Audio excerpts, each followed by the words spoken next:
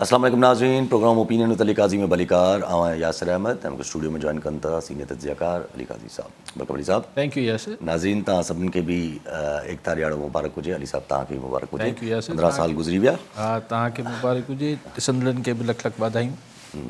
علی صاحب हिन चकर जो जेको शुरूआत जेके ज़ाहिर स्लोगन तव्हां ई ॾिनो त हिन चकर जो जेको स्लोगन आयो इंतिहा पसंद खां हाजी सिंध, व्हाट वाज़ द कॉन्सेप्ट? ऑफकोर्स कॉन्सेप्ट त ही बि जेको आहे त एक्सट्रीमिज़म न हुजणु खपे, इंतिहा पसंदी न हुजणु खपे, इहो बि सिंध जी वैल्यूज़ ऐं कल्चर जो हिसो ई आहे न.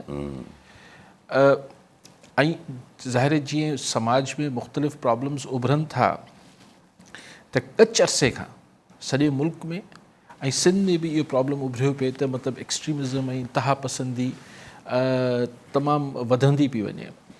ऐं एक्सट्रीमिज़म मां हमेशह चवंदो आहियां त इंतिहा पसंदी सिर्फ़ु कंहिं मज़हबी या हुन हवाले सां न हूंदी आहे. इहो कंहिं बि मामले में तव्हां इंतिहा पसंद थी सघो था, पंहिंजे ख़्यालनि में, पंहिंजी सोच में. त उहा जॾहिं तव्हां इंतिहा पसंदी ते हलिया वञो था त तव्हां डायलॉग ऐं हिक ॿिए सां ॻाल्हाइणु बंदि मतिलबु जी गुंजाइश ख़तमु करे छॾियो था. मंतक ऐं आर्ग्यूमेंट ऐं लॉजिक खे स्पेस ख़तमु थी वञे थी जॾहिं तव्हां हिकिड़ी शइ ते इंतिहा ते पहुची वञो था पंहिंजी सोचनि में, पंहिंजे ख़्यालनि में. त जॾहिं तव्हां लॉजिक ऐं मंतक ऐं डायलॉग जी स्पेस ख़तमु करे छॾियो था, उनजी गुंजाइश ख़तमु करे छॾियो था, त पोइ लामोहला उन मां आख़िर में मामिलो वॉयलेंस ऐं तशद्दुद ॾे वधे थो. जॾहिं बि ॿ धुरियूं हुजनि, ॿ माण्हू हुजनि, माशरो हुजे, घर हुजे, जिथे ॻाल्हि ॿोल थी सघे थी ऐं मंतक ऐं लॉजिक खे गुंजाइश हुजे थी, उते तव्हां ॾिसंदो त पोइ उते वॉयलेंस न थींदो आहे, उते तशद्दुद न थींदो आहे. सो इहो ऐं सिंध जी त रवादारी अॼु खां न 100,000 सालनि खां आहे त हिते असां वटि रवादारी आहे, असां वटि सहप आहे, मज़हबी हिसाब सां बि ऐं अदरवाइज़ ऑल्सो. पोइ त ख़ैर पोइ हिकिड़ी हाणे की डिघी दास्तान आहे त पोइ कीअं हिन असांजे माशरे खे, असांजी वैल्यूज़ खे, असांजे समाजी क़दरनि खे कीअं पलूट कयो वियो, ख़राबु गदिलो कयो वियो. ऐं हू ज़ाहिर आहे हुन में बाय डिज़ाइन हो, को पाणे ई समाज ख़राबु न थी वियो, उहो बाय डिज़ाइन हो. हाणे पोइ डिघी दास्तान आहे छो थियो.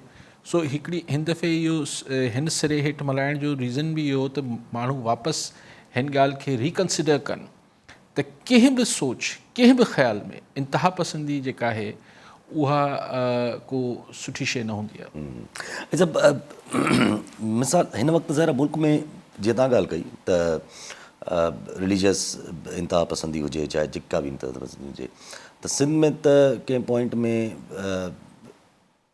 मज़हबी इंतिहा पसंदी त एतिरी उरूज ते कॾहिं बि मतिलबु न रही, पर कंहिं पॉइंट ते अची जेका आहे उहा हिकिड़ी चइजे त लसानियत जी इंतिहा पसंदी ॾाढी उरूज ते आई हुई. त उहा कुझु घटी आहे या? ॾिसो ॻाल्हि इहा आहे त इंतिहा पसंदी बि को सिर्फ़ु इहो न आहे त हुनजो को सिर्फ़ु हिकिड़ो ई कारण हूंदो आहे या हिकिड़ो ई सबबु हूंदो आहे. ऐं हुनखे ख़तमु बि सिर्फ़ु कंहिं हिकिड़े ॾींहुं मल्हाइण सां या हिकिड़ी को दर्स ॾियण सां कोन थी वञे थो. ऑब्वियसली जॾहिं रूल ऑफ लॉ हुजे थो, अगेन ॻाल्हि उते ई वञी बीहे थी.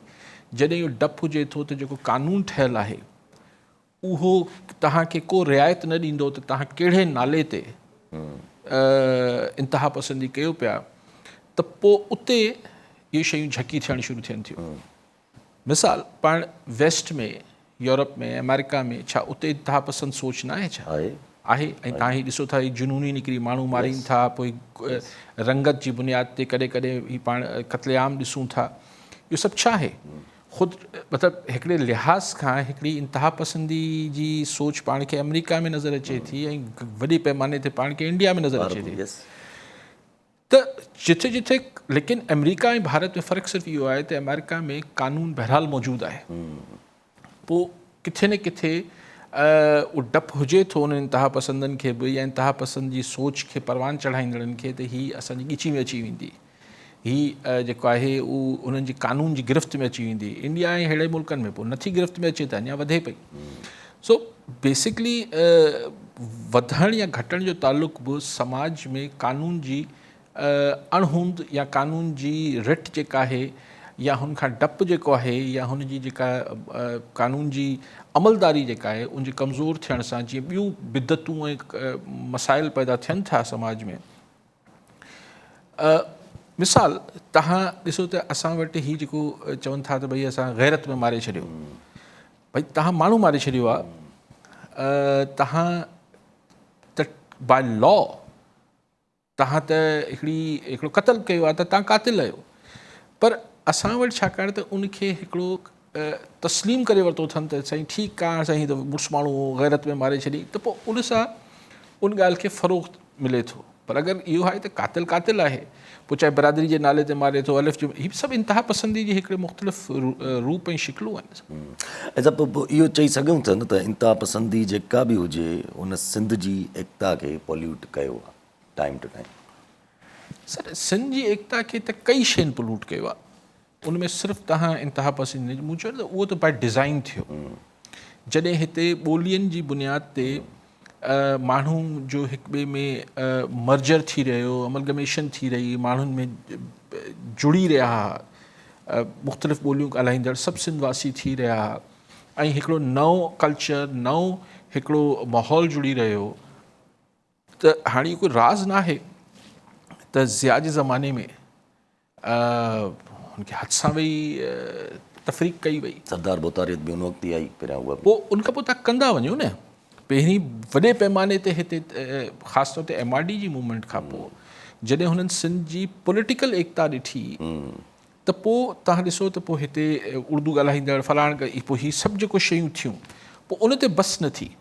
पोइ उनखां पोइ हिते सिंध में तव्हां फ़िरकावारियत बि सॼे मुल्क में, पर सिंध में बि फ़िरकावारियत जेका आहे उरूज ते हुन खां पोइ पहुती। एग्ज़ैक्टली। उन नाले ते माण्हू मारण ई करो। साॻी रीति पोइ चयो त न अञा बि गंज न थियो, पोइ चयूं त हाणे बिरादरी जे नाले ते तव्हां, ऐं अक्सर चाहियां थो जेके सिंध जा पुराणा माण्हू आहिनि उहे तहक़ीक़ करे वठनि त 83 जे मूवमेंट खां पहिरीं असां वटि घणा सरदार ऐं घणा जिरगा थींदा, पर पोइ चयूं त हाणे हीअ फलाणा आहिनि, हीअ सुमरा आहिनि, हीअ काज़ी आहिनि, हीअ अलिफ़ आहिनि, हीअ ॿिए आहिनि। त इहो पोइ मतिलबु तक़सीम दर तक़सीम कई वई सिंध जे समाज खे, ऐं तंहिंजे करे ई शायदि हीअ लफ़्ज़ एकता जेको आहे उहो कुझु दुनियनि खे नथो वणे। पोइ उनखे चवनि था त हीअ टोपी जो ॾींहुं आहे, सिंधी टोपी। मूं कॾहिं बि इहो पहिरें ॾींहुं 15 साल पहिरीं जॾहिं मूं इहो शुरू कयो त मुंहिंजे ज़हन में त अहिड़ो को कॉन्सेप्ट, हा ॻाल्हि हितां शुरू थी ही बराबरि त सिंध जी कल्चर या हुते हिकिड़ो हिते छितर हुई, ऐं उहो छितर सिर्फ़ु को हिकिड़े माण्हू जो मामिलो न हो, हीअ नंढे हूंदे खां इहो ॿुधंदा आयासीं। लेकिन the concept behind it was कि हीअ हिकिड़ी अलामत आहे, हिन अलामत जे इर्द गिर्द सिंध जा माण्हू जुड़ियल आहिनि। पर जेको हींअर माण्हू, मिसाल ही कैमरामैन पंहिंजे साम्हूं वेठो आहे, हिन टोपी न पातल आहे, त पोइ छा सिंधवासी न आहे छा? त खुद टोपी पाइण सां त सर्टिफिकेट कोन थो जारी थिए न सर। हू अगरि सिंध ॼाओ आहे, सिंध सां जुड़ियल आहे, त उहो ओतिरो ई सिंधवासी आहे जेतिरो पाण ॿई टोपी पाए आहियूं। छा कहिड़ो थो फ़र्क़ु पए? जी हा।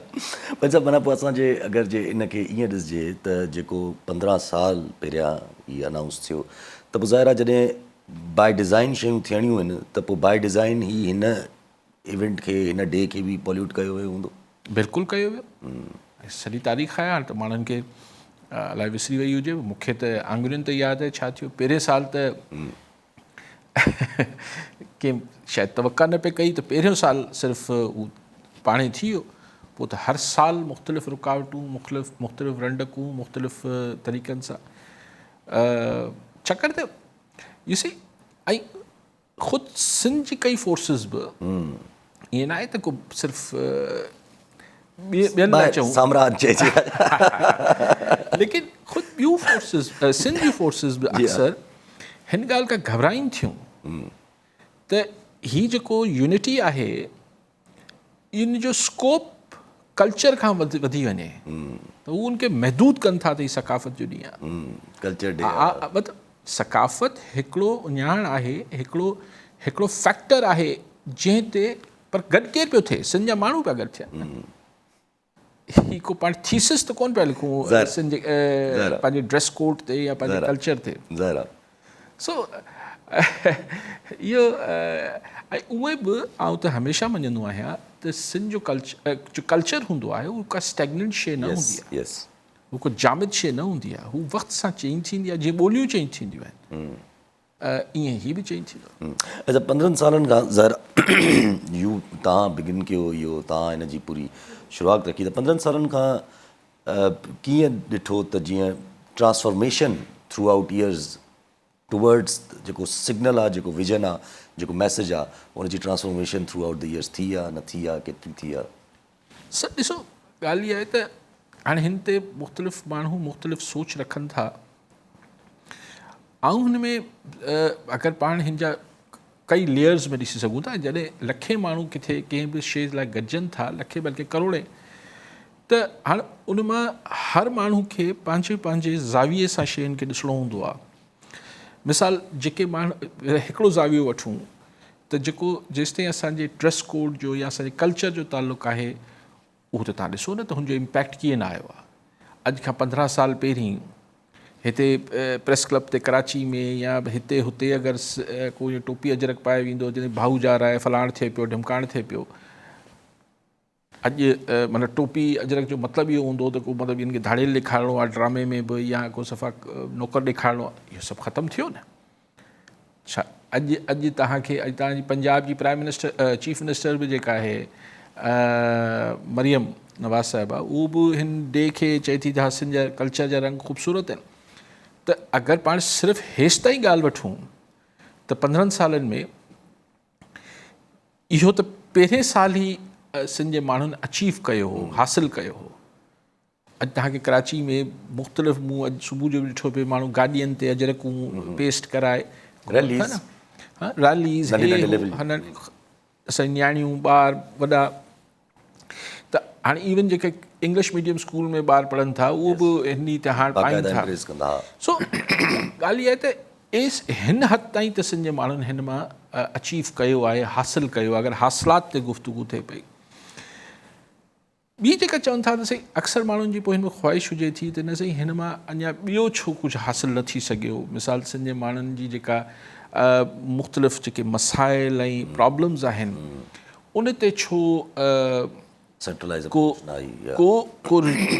हासिलात छो न थी, मतिलबु त हाणे उहो ॾिसो न, उहो मामिलो हिन खे अगरि को, छाकाणि त आऊं त हिन खे हिकिड़ो निज मतिलबु हिन खे आऊं कॾहिं बि मूं कोशिशि कई पंहिंजे वसार त हिन खे आऊं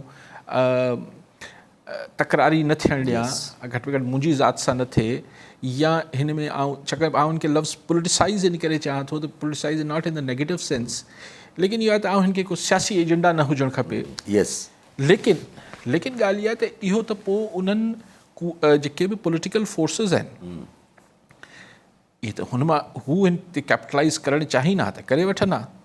लेकिन ॿी ॻाल्हि इहा आहे यासिर साहिब, त कंहिं बि सोसाइटी ऐं समाज जी ट्रांसफॉर्मेशन या कंहिं तब्दीली, वॾी तब्दीली लाइ 15 साल को वॾो अरसो न हूंदो आहे।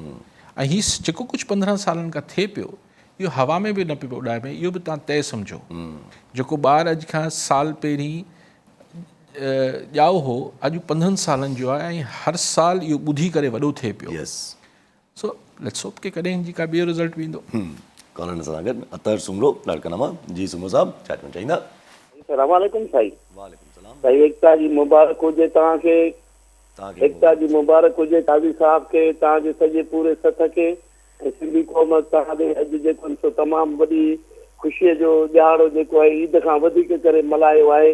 पर काज़ी साहब, अॼु लाड़काणे जी सूरत हाल इहा हुई त लाड़काणे में पूरी जेकी आहे टाइम न्यूज़ ऐं उनजी सॼी जेकी आहे उहे चैनल जेके आहिनि उहे मुख़्तलिफ़ हंधनि ते बंदि करे छॾनि।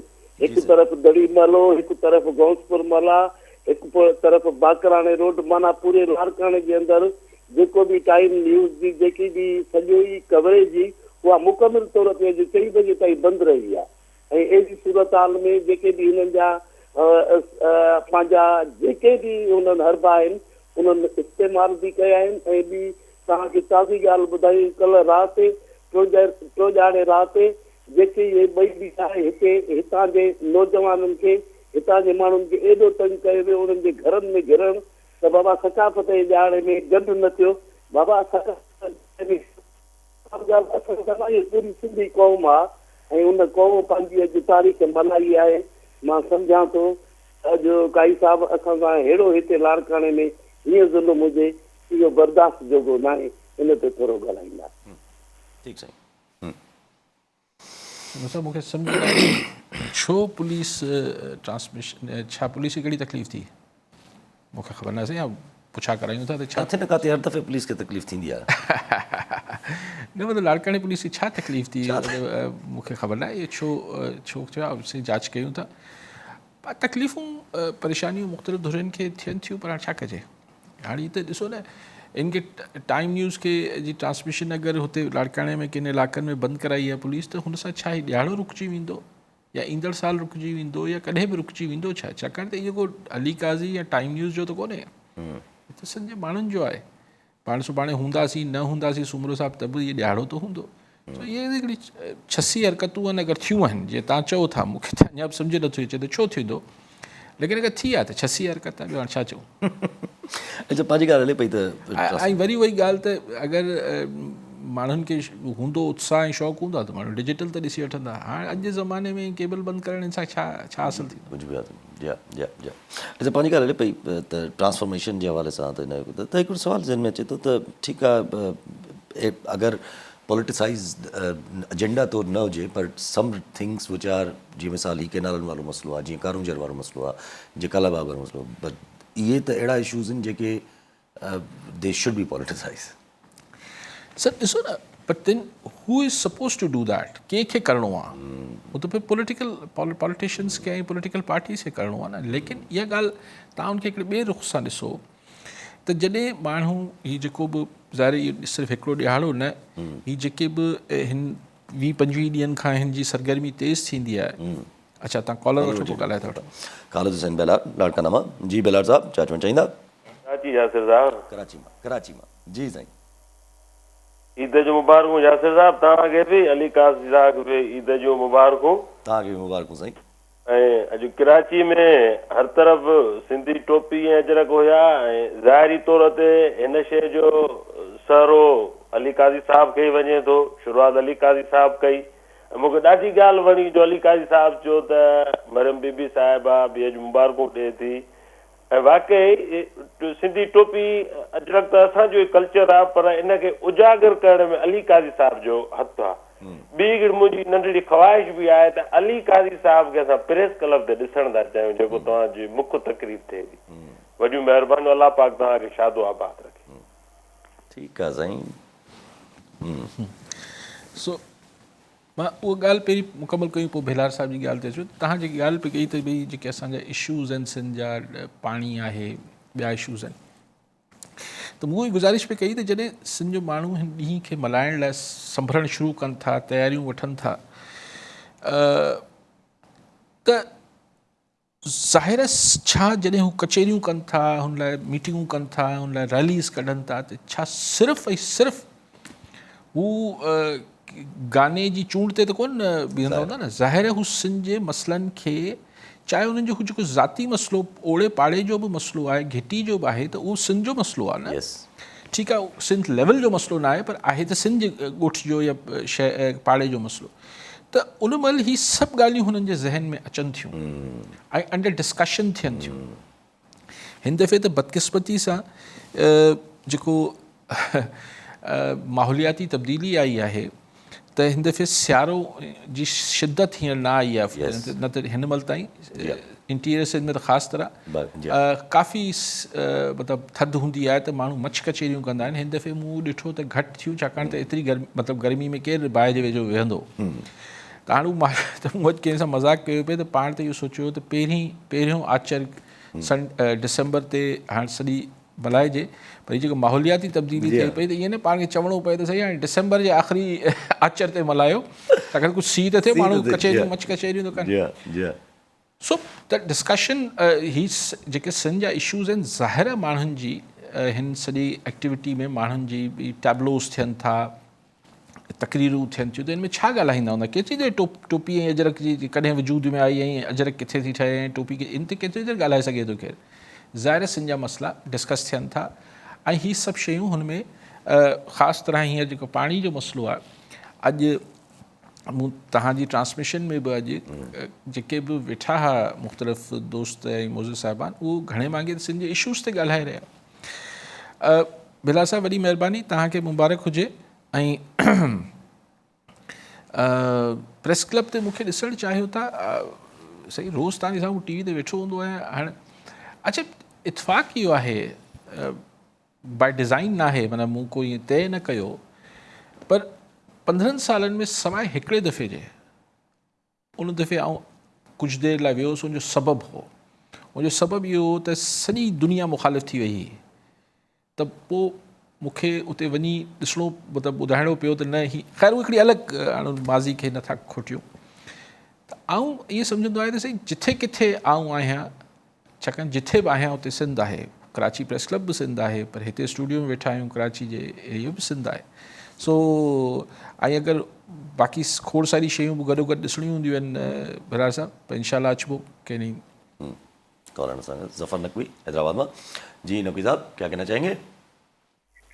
अस्सलाम वालेकुम मोहतरम बेटा यासिर क़िबला अली काजी साहब, बहुत बहुत खुसूसी तौर पे कांग्रेचुलेशन आज के दिन का। सर ये जो दिन मना रहे हैं 2009 में काजी साहब ने ये शुरू किया है, और बाज़ इस तरह यानी होते हैं इनिशिएटिव लिए जाते हैं कि वो एक पूरी कल्चर में पुरानी यादों को दोबारा से ताज़ा करते हैं। और ये जो सिंध का कल्चर है ना सर, मैं कहता हूँ सर, मैं आपसे रियली मैं खुदा का शुक्र भेजता हूँ कि मेरी पैदाइश भी सिंध की है 1950 की, और सिंध के वस्ती शहर जिसे अब बेनज़ीराबाद कहते हैं, जिसका नाम नवाब शाह था। तो सिंध का जो कल्चर है सर, ये जो आपको यासिर ने टोपी लगा रखी है माशाल्लाह, जिसके बीच में मेहराब है, एक तो यासिर वैसे ही बहुत हसीन है माशाल्लाह, और फिर ये टोपी और ये अजरक और ये कलर डे मनाने से और रंग फैलते हैं, रंग भरते हैं, एकता यानी यूनिटी। ये तो सब कायदे आज़म ने भी कहा था ना, बंगाल मैंने एक बार बंगाली में भी सुना था, एकोता ओसर निकोला ईमानेर, ये बेचारे बंगाली भी कहते थे ये इत्तेहाद, और वही इत्तेहाद काजी साहब ने हमें दिया है। खुदा करेगी इसी इत्तेहाद के सहारे हमारी धरती इसी तरह खुशहाल रहे, लोगों के काम आते रहे। सर सिंधी जैसा कल्चर, बहुत सारे कल्चर होंगे, ईरान का कल्चर है, तुरान का कल्चर है, यूनान का कल्चर है, लेकिन हमारे सिंध का जो कल्चर है, जो मोहनजोदाड़ो से मिलता है, जो पहले से मिलता है, उसका जवाब नहीं है। और काजी साहब को सलाम है सर, काजी साहब ने हम जो भी इनिशिएटिव लिया इतना ताकतवर लिया कि वो बाकायदा एक रस्म बन के एक राइज हो गया। बहुत खुशी हुई, और मैं भी आधे घंटे राउंड लेके आया हूँ सर, कासमाबाद और लतीफाबाद पूरा, लोग सड़कों पे हैं, जोशो खरोश से दिन मना रहे हैं। बहुत बहुत मुबारक हो काजी साहब, मेरी ख्वाहिश है कि इसी तरह आप हमेशा नई नई चीजें दें, और सर हमारी आज़ादी की भी दुआ करें, हकीकी आज़ादी की। बहुत शुक्रिया, थैंक यू सर। ठीक है नकवी साहब। जावेद समो नगर पाकर में। जी समो साहब छा चवणु चाहींदा?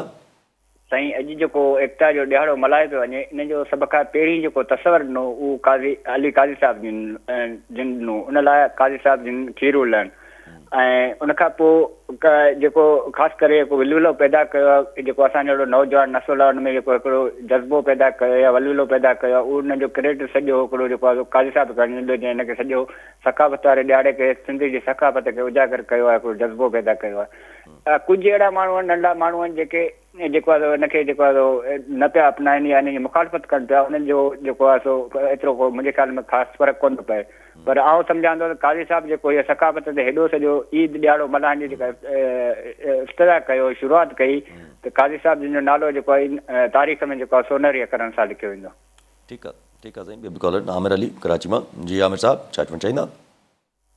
Thank you very much, Yasir. First of all, congratulations on this Unity Day and all efforts which Qazi Sahib is taking. Unji taake tamam ghani mubarakbad, Ali Sahib ke bhi mubarakbad.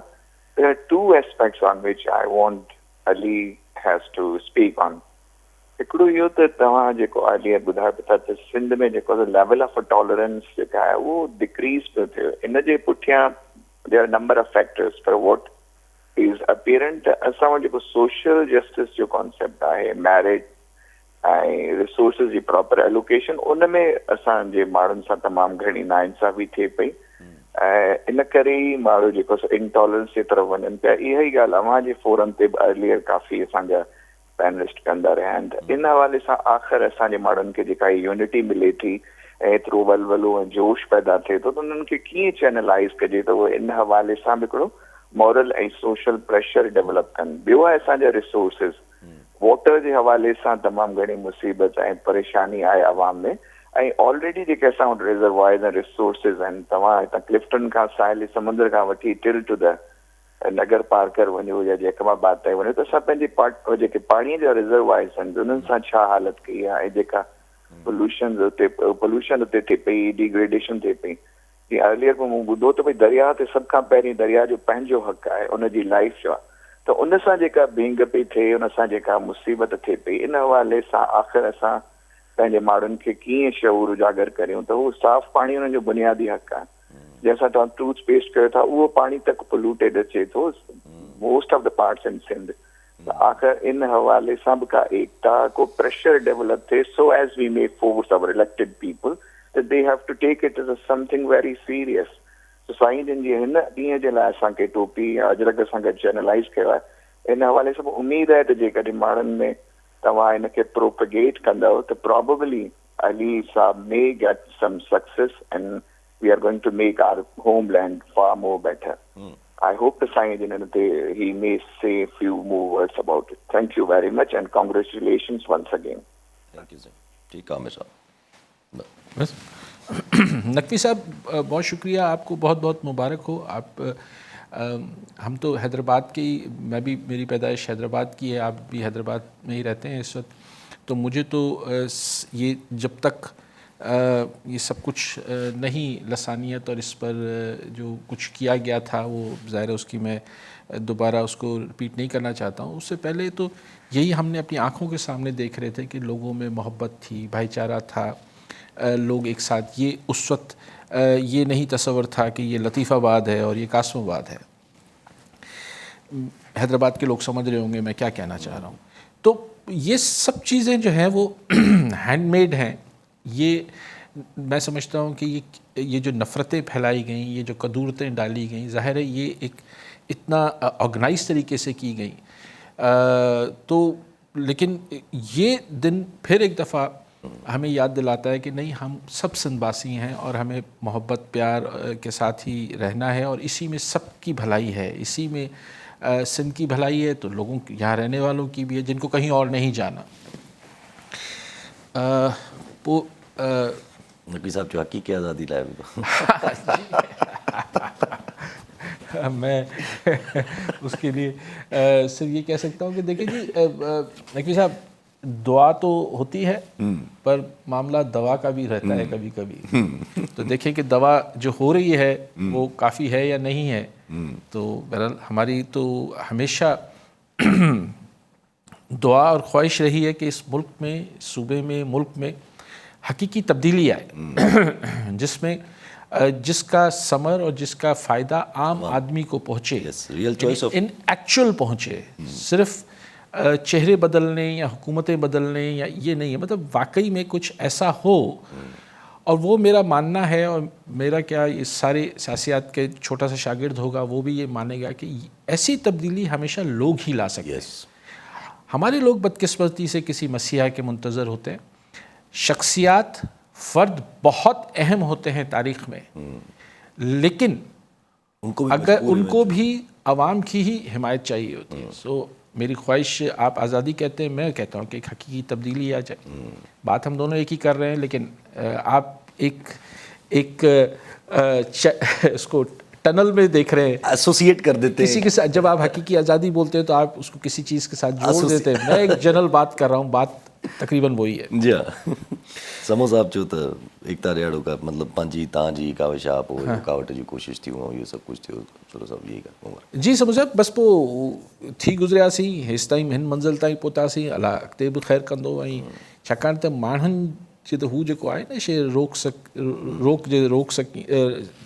त रोक अलाए छा आहे. त उहो ॻाल्हि उहा ई आहे त माण्हुनि जे समुंड खे अॼु ताईं को बंदि ॿधी न सघियो आहे. त माण्हुनि जो समुझ चाहे अमली तरह फिज़िकली हुजे या हुननि जो रायो हुजे, उनखे रोकणु ॾुखियो थी पए थो। जी जी जी वक़्ती रुकावटूं रंडकूं अचनि थियूं ॿधनि। आमिर साहब जेके ॻाल्हि कनि पिया त हिन जूं त हिन सां टॉलरेंस जेका आहे उहा असांजे सोशल जस्टिस ख़राबु हुजण जे हा त सही सोशल इंजस्टिस छो आहे, ॻाल्हि उहा ई आहे न। त सोशल इंजस्टिस तव्हां चयो था त मेरिट ते नौकिरियूं नथियूं मिलनि, सिर्फ़ु मेरिट ते नौकिरी जो सुवाल न आहे, मेरिट ते इंसाफ़ बि नथो मिले, मेरिट ते तव्हांजा कम बि नथा थियनि, कुझु बि नथो थिए। सो इहो सोशल इंजस्टिस बि छो आहे? सोशल या सोसाइटी में जेको आहे उहो जस्टिस मेंटेन करणु उहो कंहिंजो ही को जिरगनि में या पंचायतनि में त न आहे, दुनिया में इहो रूल ऑफ लॉ सां ई जस्टिस मेंटेन थिए थो। सो पाण ॿई हिकिड़ी पेज ते आहियूं आमिर साहब, त सोशल इंजस्टिस बि बेसिकली रूल ऑफ लॉ न हुजण जे करे आहे। अगरि रूल ऑफ लॉ हूंदो त जस्टिस ईंदो, मतिलबु इहो थोरी ॿई शयूं पाण में जुड़ियल आहिनि। तव्हां चयो त हिन खे चैनलाइज़ कीअं कजे, त जीअं हिन सां जेके सिंध जा रिसोर्सिस आहिनि, सिंध जो पाणी आहे, ॿिया रिसोर्सिस आहिनि, उहो कीअं हुनजी सर ॾिसो ॻाल्हि इहा आहे त इहो चैनल जेके ओपिनियन मेकर्स हुजनि था या राय आमा ते इन्फ्लुएंस कंदड़ हुजनि था, उहो सिर्फ़ु ओतिरो ई कमु करे सघनि था। पोइ हुनखे का टेंजिबल फॉर्म में, ठोस शिकल में सोसाइटी जी हुन राय खे मस्बत या मनफ़ी उनखे चैनलाइज़ पॉलिटिकल फोर्सिस करे सघनि थियूं। उहो जॾहिं कंदियूं सो कंदियूं।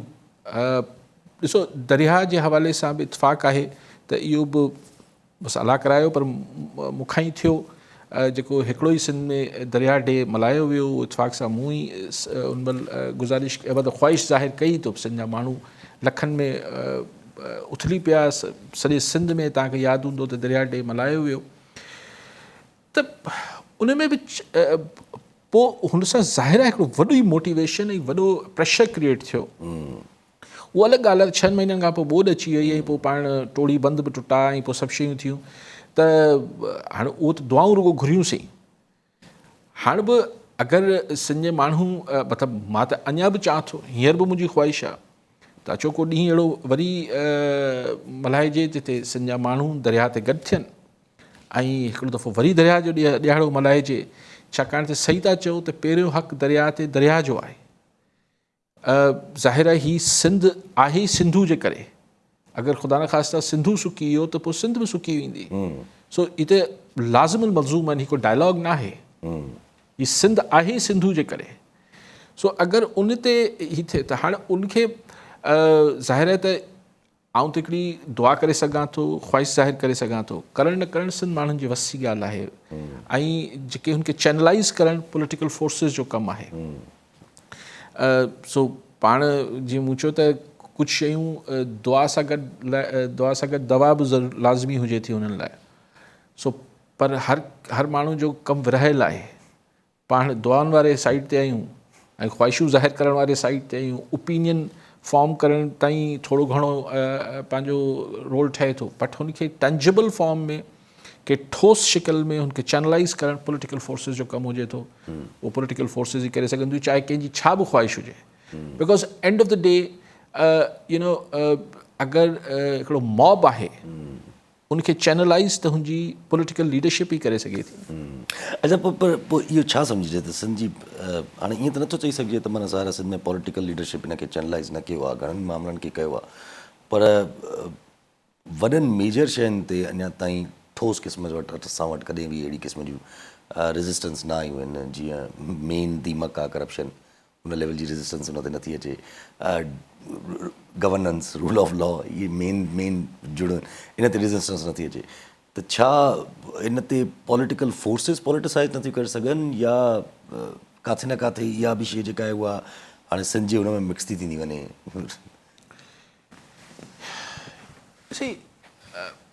हाणे ॻाल्हि इहा आहे त ॾिसो, हिकिड़ी शइ जॾहिं हेठि उभरी रही हूंदी आहे त उनखे रोकण जा 2-3 तरीक़ा हूंदा आहिनि। जेके बि धुरियूं हुनखे रोकणु चाहींदियूं आहिनि, जा 2-3 तरीक़ा ई हूंदा आहिनि, वधीक न हूंदा आहिनि। हिकिड़ो या त हुनखे लठ सां कुचले छॾिजे, ठीकु आहे। ॿियो तरीक़ो हूंदो आहे त हुनखे डाइल्यूट कजे, उन मां हुनजो जेको असरु आहे, उन्हनि खीर में पाणी मिलाईंदा वञो त आख़िर में खीर नाले मात्र रहिजी वेंदो आहे, पाणी थी वेंदो आहे। ऐं टियों हूंदो आहे अञा हुनखे पोल्यूट बि कजे, पीए बि न कोई, को पी न सघे, यानी हुनखे पोल्यूट एॾो ज़हर मतिलबु आलूदा बि करे छॾिजे। त सिंध जी जेका बि अपराइज़िंग थी आहे, पंहिंजे कॉन्शियस हिकिड़ी वधण जी कोशिशि थी आहे, माण्हुनि जो जेको शऊर ऐं माण्हुनि जा जेके पंहिंजे मामलनि जे हवाले सां जागृता ऐं हीअ सभु शयूं, उनखे मुख़्तलिफ़ तरीक़नि सां माज़ी में बि, हीअ जेको धाड़ियल फैक्टर आहे, तव्हां छा था सम्झो, हीअ धाड़ियल ज़ोर आहिनि छा? हीअ जेको क्राइम थिए थो, हीअ जेका लसानियत थिए थी, हीअ जेको कुझु थिए थो, इहो हुनखे ई हिट कयो वञे थो। त सिंध जा माण्हू कॾहिं बि कुझु टेंजिबल फॉर्म में कुझु बि हासिल न करे सघनि। बसि इहा हिकिड़ी ॻाल्हि थी वञे, लेकिन हाणे ईअं आहे त सही, सम्झूं बि था, हुनखे अगेन केरु थो रोके सघे? अगेन हिन लाइ जेके हिकिड़ी पॉलिटिकल फोर्सिस ई हिनखे रोके सघनि थियूं न। हाणे पाणी वारो मामिलो बि, ऐं वरी गुज़ारिश कयां थो, एॾो संजीदा मामिलो आहे। तव्हांखे अगरि हीअ चोलिस्तान वारो ही कैनाल्स ठहनि था, त पोइ कैलाबाग जी ज़रूरत ई न आहे। उन्हनि बंजर ज़मीननि खे आबाद कंदो, जेके बंजर ज़मीनूं कैलाबाग खां आबाद थियणियूं हुयूं। त ओतिरी रेज़िस्टेंस, ओतिरो सभु अचो, मतिलबु दुआ कयूं त वरी पाण हिकिड़ो दरिया ते अची गॾु थियूं ऐं हुते दुआ घुरूं त शाल ही सिंधु में जेका महिराण आहिनि जी मौजूं बरक़रार आहिनि। वरी महिरबानी साहब। नाज़रीन, अॼु प्रोग्राम जो पूरो थियो, वरी ईंदड़ प्रोग्राम में दुआ में।